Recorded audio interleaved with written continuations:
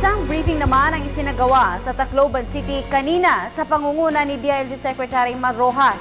Isinagawa rin ng DTI ang Diskwento Caravan para sa mga residente doon. Ang detalye ng balita niya mula sa aming kasamang si Cathy San Gabriel, nag-uulat live mula sa lungsod ng Tacloban. Cathy, magandang hapon sa iyo. Magandang hapon din sa iyo, Princess. At pinagpugayan nga ni DILG Secretary Mar Rojas ang mga kababayan nating kasapi sa search and rescue operations at recovery efforts dito sa Tacloban City. Anya, bagamat marami sa kanila ay mga biktima rin ng bagyong Yolanda, ay hindi natinag ang kanilang kagustuhan na tumulong sa kanilang mga kababayan. Anya, kitang-kita na ang malaking pagbabago simula ng sinalanta ang lungsod ng bagyo 2 linggo na ang nakararaan. Ayon pa kay Rojas, the worst is over. Inihambing niya ang kalagayan ng mga apektadong lugar sa isang pasyente na bagamat nasa ICU ay stable na ang kalagayan. Bubuo naman ng bagong komite para sa clearing operations para sa mga side streets ng iba pang probinsya at munisipalidad na nabiktima rin ng Yolanda. At target ng pamahalaan na isama ang mga residente ng mga apektadong lugar sa clearing operations bilang bahagi na rin ng Food at Cash for Work program. Ayon kay Rojas, ngayong malaking bahagi na ng Tacloban City ang natanggalan ng debris, tututukan na rin ng pamahalaan ng paglilinis sa iba pang bayan ng Samar at Leyte. Samantala, narito ang pinakahuling bilang ng casualties sa Region 8 as of November 20 sa Ormoc 57, Tacloban 1,725, Baybay City 2, Leyte Province 2,678, Western Samar 224, Eastern Samar 258, Borongan at Biliran 5.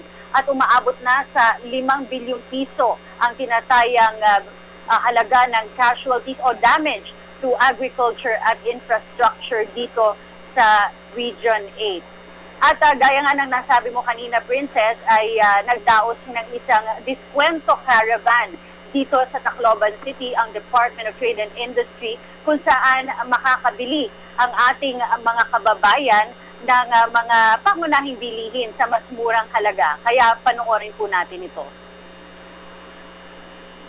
Nakapila na ang mga residente ng Tacloban.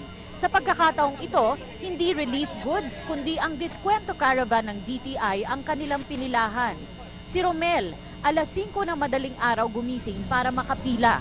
4 na dosenang sachet ng instant coffee, 2 dosenang magic sarap, at isang maliit na pakete ng gatas ang pagkakasyahin niya sa 5 membro ng kanyang pamilya. Kahit na daw kasi may ipinamimigay na relief goods, ay salat pa rin sila sa kanilang mga pangangailangan. Kasi sa amin, wala kasi kaming supplies na ganito, kaya ito talaga yung kailangan namin bilhin. Mas mura ang presyo ng mga itinitinda sa Diskwento Caravan kaysa sa mga pamilihan.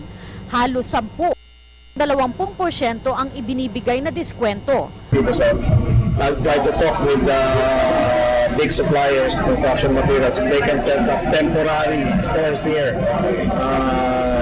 And then I want to see pa kung ano mga kailangan nila para mga sa atin. Pero isa sa mga patok at pinakahihintay ng mga tao rito ay ang isang truck ng loaf bread.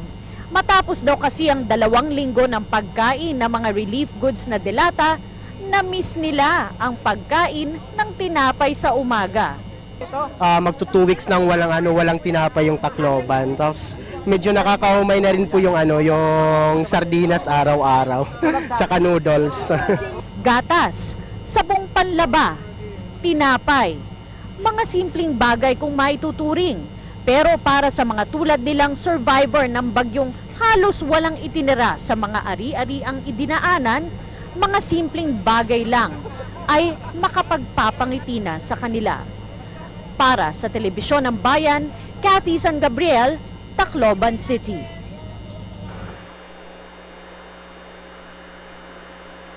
Alam mo, Princess, unti-unti nang nagbabalik sa normal ang buhay ng ating mga kababayan dito sa Tacloban. Nagbubukas na yung ilan sa dito, 2 bangko na yung bukas, yung Land Bank at Union Bank. Nagbukas na rin yung yung number 1 restaurant nila dito, yung Cafe Saragosa, kung saan maaari daw kumain yung ating mga kababayan ng kanilang paboritong bulalo. Yan muna ang latest mula dito sa Tacloban City. Back to you, Princess. Maraming salamat sa iyo, Kathy, at ingat kayo dyan.